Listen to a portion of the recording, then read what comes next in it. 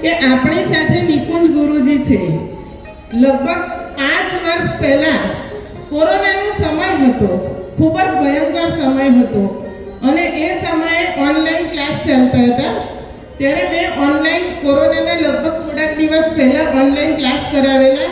નાની હતી ત્યારથી ભક્તાવરમાં ખૂબ શ્રદ્ધા હતી મને, અને એના કારણે મેં જ્યારે જોયું ને તો મેં ઓનલાઈન ક્લાસ કરાવ્યા. તો ઘણા બધાએ એમાં જોઈન થયા અને જોયું. હવે મારી ખરી કહાની શરૂ થઈ. કોરોનામાં સતત રડવાનું, આજે આ ગયું, આજે આ ગયું, અને એમાં જ્યારે મારા ઘરમાં જ મારા સગા ભાઈ ભાભી એમાં કોરોનામાં એ લોકોને વેન્ટિલેટર પર લેવા પડ્યા.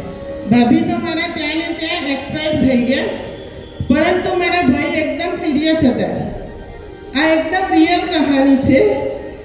એટલે મારા ભાઈ એકદમ સિરિયસ હતા. ત્યારે મારા ભાઈની દીકરીનો ફોન આવ્યો.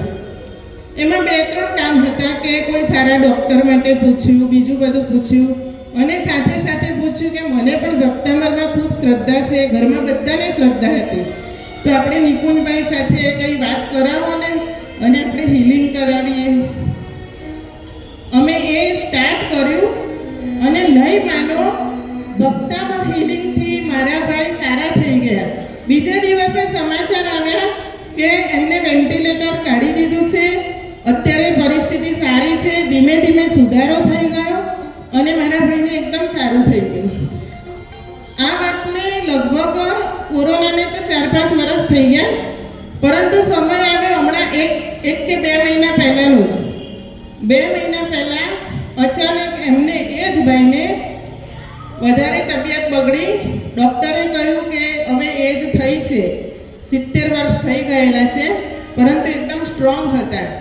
તો ડૉક્ટરે કહ્યું કે બાયપાસ કરાવવું પડશે. ત્યારે બધાને ઘરમાં એકદમ થોડું ટેન્શન થઈ ગયું. ત્યારે એ ભાઈની દીકરીનો ફરી ફોન આવ્યો કે હવે જે થશે તો ખરું જ છે, પરંતુ શું એકવાર ફરી આપણે આવી રીતે હિલિંગ કરાવી શકાય? ત્યારે મેં પાછો ગુરુજીને ફોન કર્યો અને એમણે કહ્યું હા હા શ્યોર આપણે કરીએ. અને નહીં માનો, ઓપરેશન કર્યું, કેટલા બધા ડૉક્ટરોને પૂછ્યું, બધી દેવગુરુની કૃપા છે.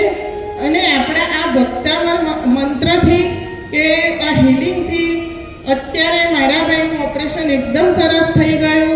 1-2 મહિના થઈ ગયા. બહુ સારી રીતે બધાની સાથે હસી ખુશીને વાત કરે છે. એટલે આ મારો પોતાનો પર્સનલ અનુભવ છે.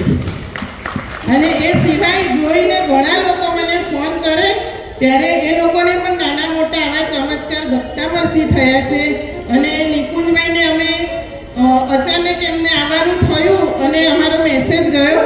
અમારે તો અમારા ગ્રુપમાંથી બોલાવ્યા હતા લાલ બંગલામાં, પરંતુ અમરોલી સંઘના ટ્રસ્ટીઓએ ખૂબ સાથ આપ્યો